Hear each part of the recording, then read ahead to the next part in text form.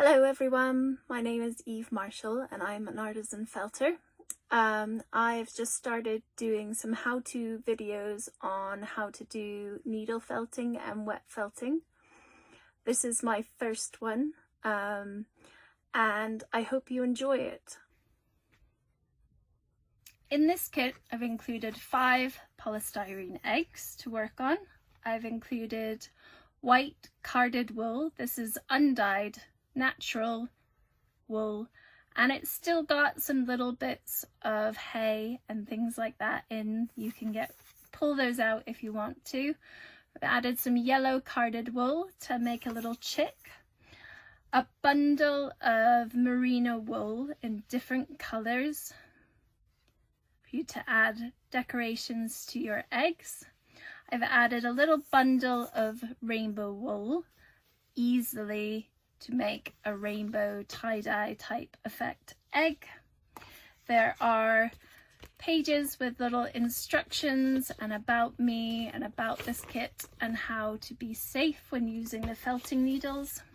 It's a little pouch full of extras with the curly bits to make the chick's wings, some orange wool to make the chick's feet, some green wool to make the stems for the flowers.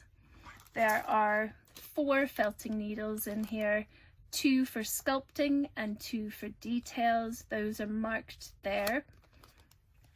And then I've also included a little tiny leaflet that I made several years ago about how to needle felt onto polystyrene. Although it's not completely relevant to making Easter eggs, it does give you a bit of a look into needle felting onto polystyrene shapes, and if you wanted to continue, there's lots of polystyrene shapes available and it will just walk you through some of the steps in order to make those. So I hope you enjoy the kit, and I can't wait to see what you come up with. Happy felting! You can make a little bunny, a little fluffy yellow chick with lovely little feet, a rainbow egg, and you can see with this one I've added a little sheep and some sparkle, and I've also put instructions at the end if you want to get more artistic with your eggs and add some spring flowers or little tulips or whatever you choose. I hope you enjoy creating with this kit, and I hope that all of the instructions are clear and you can understand them well. If you have any problems, please get in touch with me. My website is evemarshall.co.uk and I'm happy to help with any questions or concerns that you have. Happy felting! Bye bye! So first thing is you need something soft to work on. So if you're working on top of the table, you're much more likely to poke your finger or hit the table, snap the needle. So work on something soft, either an old piece of foam, an old cushion, a towel folded up, kitchen sponge works if you don't have any of the other pieces. Needles come in different sizes. As a beginner, it's very hard to tell the difference between the sizes. One has quite pronounced barbs on it. That one is a 36 used for sculpting, and the other one has less pronounced barbs on it, and that's a 38 for detail. Either one will work for what we're doing. It's just one does one job quicker and the other one does the other job easier. So sculpting needle first and details second. When you're holding the needle, you can see it looks like a little walking stick. You're going to hold it right at the top. Try not to hold it like a pen. It's much more likely to snap the bottom of the needle. When you're holding your piece, make sure your other hand is out of the way of your needle. If you hold it more like that, you're much more likely to stab your finger or your thumb.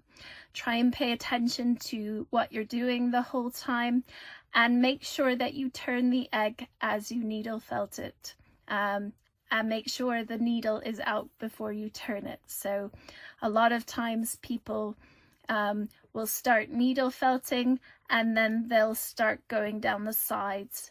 That's much more likely to break your needle, so you need to turn it and continue on. So I'm just going to pull off a little bit of fiber here, hold it down with my other finger and stab the fibers in. So that piece is connected.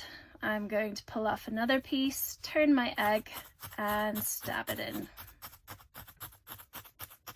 You can see my other hand is out of the way, and this hand is going straight down and straight out.